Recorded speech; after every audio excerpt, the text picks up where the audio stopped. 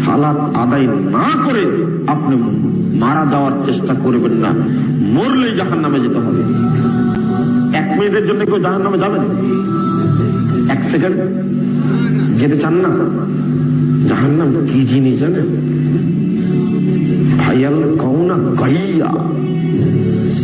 সাহাবাকরাম বলছেন, হঠাৎ করে একটা শব্দ হলো, তো বললেন তোমরা কি একটা শব্দ শুনলে? হ্যাঁ শুনলাম। তো জানো কি তোমরা এই শব্দটা কিসের? তখন বলছেন যে 70 বছর পূর্বে একটি পাথরকে জাহান্নামের মুখে ছেড়ে দেওয়া হয়েছিল। ওই পাথরটি 70 বছর পরে আজকে জাহান্নামের তলদেশে নিক্ষিপ্ত হলো। সেই শব্দ আপনি এবার ভাবুন তো দেখি, একটা বোঝার চেষ্টা করুন তো।